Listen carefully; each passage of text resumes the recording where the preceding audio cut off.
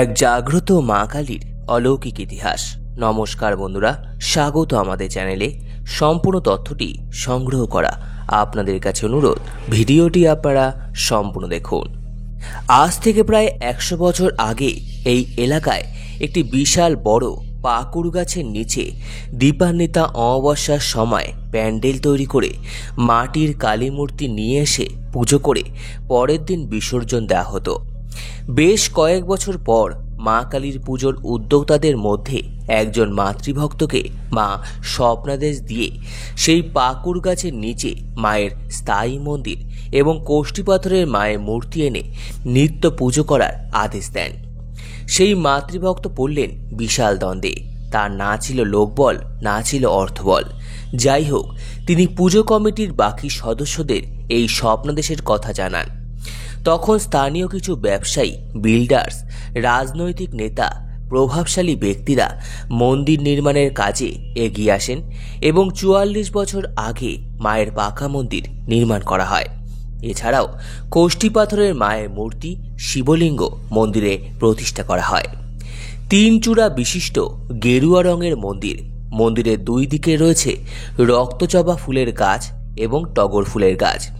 Nut মন্দির সংলগ্ন গর্ভ মন্দির।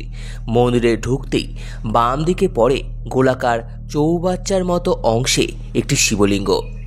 গর্ভগৃহের ওপরে টাঙানো রয়েছে শ্রী রামকৃষ্ণ পরমহংসদেব, মাতা সারদা দেবী এবং মহাদেবের বাঁধানো ফটো। গর্ভগৃহে লাল রঙের বেদির ওপর অধিষ্ঠান করছেন প্রায় 4 ফুট উচ্চতার মা করুণাময়ী কালী দেবী। মায়ের পরনে লাল রঙের শাড়ি, মাথায় মুকুট, নাকে নথ, গলায় বিভিন্ন অলংকার।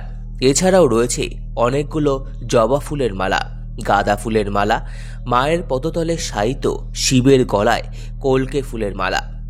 মায়ের বেদির ওপর রয়েছে শালগ্রাম শিলা, গণেশের মূর্তি, নাড়ুগোপালের পিতলের মূর্তি, একটি শ্বেত পাথরের ছোট শিবলিঙ্গ, মা ছিন্নমস্তা দেবী ও বাবা বৈদ্যনাথ শিব মন্দিরের ফটো। মায়ের বেদির চারিদিকে স্টিলের সিংহাসন নির্মাণ করা হয়েছে। ইলেকট্রিক্যাল বাদ্যযন্ত্র রয়েছে। মায়ের কাছে মানত পূরণ হওয়াতে মায়ের ভক্তরাই মন্দিরে লাইট, পাখার ব্যবস্থা, সিংহাসন নির্মাণ, বৈদ্যুতিক বাদ্যযন্ত্র, মন্দির সংস্কার ইত্যাদি করে দিয়েছেন। মায়ের ঘটের জল কখনো শুকোয় না। ভোর 4:30 সময় মায়ের মন্দিরে মঙ্গল আরতি হয়। দুপুর 12টায় মায়ের ভোগ আরতি হয়ে মন্দির বন্ধ হয়ে যায়। আবার সন্ধ্যে 6টায় মায়ের মন্দির খোলে। তারপর শীতল আরতি হয়ে রাত 8:30টায় মন্দির বন্ধ হয়ে যায়। বিগত 7 বছর ধরে মায়ের নিত্য পুজো করে আসছেন সূর্যকুমার ব্যানার্জি মহাশয়। 5 বছর আগে দুর্গা পঞ্চমীর ভোরের বেলায় মায়ের রক্তিম পদচিহ্ন মন্দিরের সামনে পাওয়া যায়। সেই পদচিহ্ন বাঁধিয়ে রাখা হয়েছে, যদিও এখন সেই পদচিহ্ন অনেকটাই মিলিয়ে গেছে। দীপান্বিতা অমাবস্যার রাতে মায়ের প্রধান বাৎসরিক পুজো অনুষ্ঠিত হয়। তার পরের দিন ভক্তদের মধ্যে প্রসাদ বিতরণ করা হয়। এছাড়াও অন্যান্য অমাবস্যায় কোনো কোনো ভক্ত মায়ের উদ্দেশ্যে ভোগ বানিয়ে নিয়ে এসে মন্দিরে পুজো দিয়ে যান। মায়ের নিত্য ভোগ তেমন কিছু হয় না। বাতাসা, ফল, মিষ্টি, চিড়ে, মুরকি, খই, গোবিন্দভোগ চাল, নকুলদানা ইত্যাদি দিয়েই মায়ের পুজো হয়। আর বেশিরভাগ ক্ষেত্রেই ভক্তরাই এইসব দিয়ে থাকেন। স্থানীয় ক্লাব এবং পার্টির লোকেরাই মন্দিরের দায়িত্ব বহন করেন। মায়ের অনেক অলৌকিক ঘটনা রয়েছে যা এই মন্দিরের সঙ্গে যুক্ত।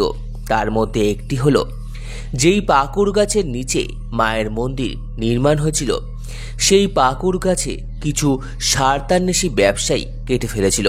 তার কয়েকদিন পরে সেই ব্যবসায়ীর অকাল মৃত্যু হয়। এরপর থেকে সেই মন্দিরের আশেপাশে অনেক পাকুড় গাছ গজিয়ে উঠেছে, কিন্তু কেউ সাহস করে এই সব পাকুড় গাছের ক্ষতি করার চেষ্টা করেনি।